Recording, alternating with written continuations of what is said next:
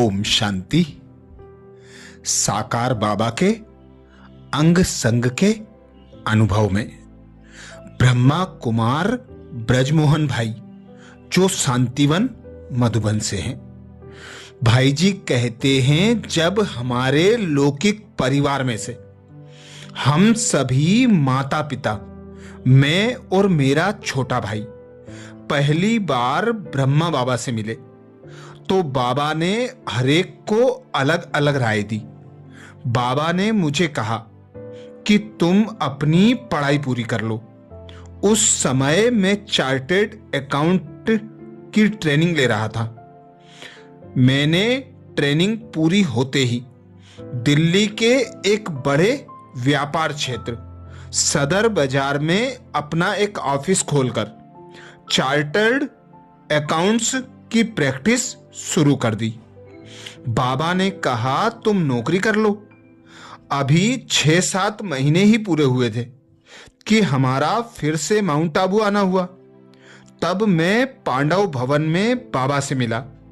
बाबा ने पहला प्रश्न पूछा, बच्चे तुम पढ़ाई पूरी कर ली?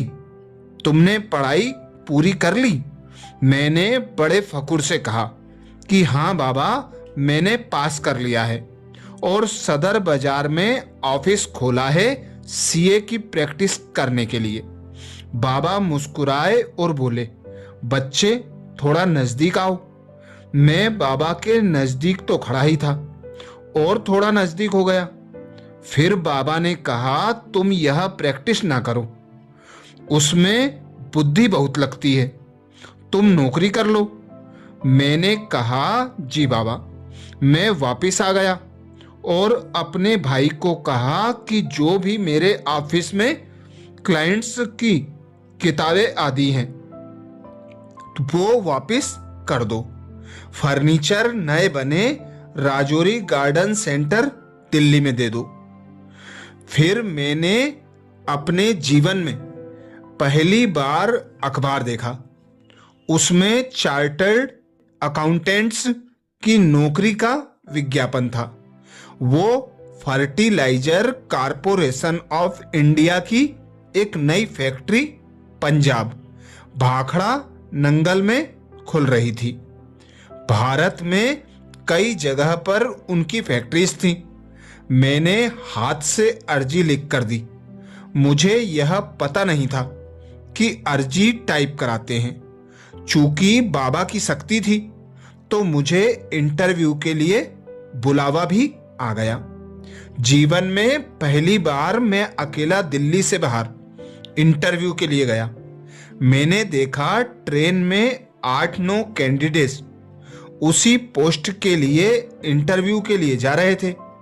वे बड़े स्मार्ट थे, फट इंग्लिश बोल रहे थे।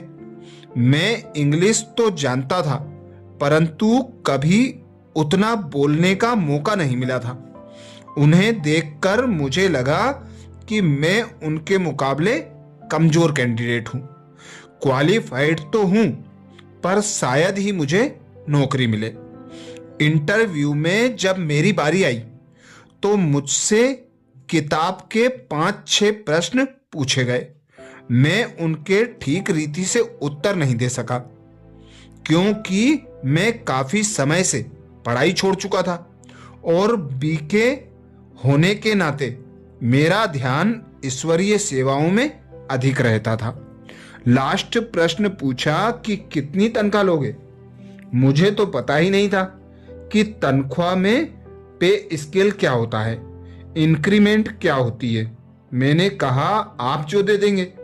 रिजल्ट निकला तो मेरा सिलेक्शन हो गया और बाकी सब रिजेक्ट हो गए। मैं बड़ा हैरान था। मैंने जब ज्वाइन किया तो इस बारे में पूछा। उन्होंने बताया कि यह नई जगह है, अभी तो यहाँ फैक्ट्री बनी भी नहीं है, केवल ग्राउंड है। और कैंडिडेट्स ने सोचा कि बिना अच्छी तनख्वाह के दिल्ली जैसे शहर से लोग यहाँ गांव में कैसे आएंगे। कंपनी का रूल था कि स्टैंडर्ड पे स्केल पर ही रखना है। बाकियों ने अधिक तनख्वाह मांगी वो कंपनी के नियम से ज्यादा थी, तो आपको रख लिया गया और उन्हें रिजेक्ट कर दिया गया। बाबा की मदद से सफलता। मैंने अपनी कंपनी ज्वाइन कर ली। बड़ी कंपनी थी और उन्हें 8-9 सीए की जरूरत थी, तो उन्होंने शुरू की तनख्वाह 1.5 गुना करके 2 महीने बाद फिर से इस्तेहार दिया। फिर नए लड़के ज्वाइन हुए और मैं तो ज्वाइन ही था, तो मेरी तनख्वाह भी आपे ही बढ़ गई। इस प्रकार बाबा ने ही मुझे नौकरी दिलाई। फिर बाबा ने मेरी तनख्वाह भी बढ़वा दी। बाबा जो कहते हैं उसमें मदद भी करते हैं और सफलता भी मिलती है। इसी तरह एक बार बाबा ने कहा, बच्चों को मैगजीन निकालनी चाहिए। हमारे बड़े भाई जगदीश जी बहुत अच्छे लेखक थे। उन्हें शास्त्रों का भी बहुत ज्ञान था। उन्होंने त्रिमूर्ति के नाम से एक मैगजीन शुरू की, जिसका ही नाम बाद में ज्ञान अमृत रखा गया। त्रिमूर्ति मैगजीन के सारे लेख जगदीश भाई जी लिखते थे। मुझे लेख लिखना नहीं आता था। मैं कविता लिखता था और ऑटोग्राफ आदि जोड़कर मैगजीन को प्रिंट करवाता था। जब पहली त्रिमूर्ति मैगजीन प्रकाशित हुई, उस समय बाबा दिल्ली कमला नगर सेंटर में पधारे हुए थे और छत पर सभी बच्चों से मिल रहे थे, क्योंकि नीचे उतनी जगह नहीं थी। जगदीश जी और मैं उस पहली मैगजीन को लेकर बाबा के पास गए। बाबा ने उसके पन्ने पलट कर देखा और कहा, यह बच्चा जगदीश भाई मेरा पहला एडिटर है और यह बच्चा मेरे लिए मेरा दूसरा एडिटर है। मेरे मन में आया कि जो बाबा कहते हैं वह होता जरूर है। एक बार जगदीश भाई जी विदेश यात्रा पर गए। 1 साल 9 महीने के लिए गए। वे जाते समय मुझे कह गए कि भाई यह मैगजीन चलती रहनी चाहिए, आपको इसे चलाना है। मैं भारत के भिन्न भिन्न लेखक भाइयों को लिख देता था कि भाई आपको लेख लिख लिख कर भेजना है। जगदीश भाई विदेश से अपना संपादकीय भेज देते थे।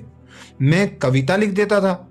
इस प्रकार 1 साल 9 महीने नियमित मैगजीन चलाई, तो मुझे तसल्ली हो गई कि बाबा ने मुझे एडिटर कहा और मैं एडिटर बन गया। यद्यपि तब मेरा नाम एडिटर नहीं लिखा जाता था। बाबा ने कहा था कि मैं एडिटर बन गया। कुछ समय बाद दिल्ली में मीटिंग हुई कि हमारी इंग्लिश की भी मैगजीन निकलनी चाहिए। तो कौन निकालेगा? मेरा हाथ अपने आप उठ गया कि मैं निकालूंगा। सबने कहा, आप निकाल लेंगे? मैंने इंग्लिश सब्जेक्ट नहीं पढ़ा था, मैं तो कॉमर्स पढ़ता था। फिर भी मैंने कहा हाँ, और बाबा ने करवाया। सन 1981 नवंबर में प्योरिटी मासिक का पहला अंक छपा।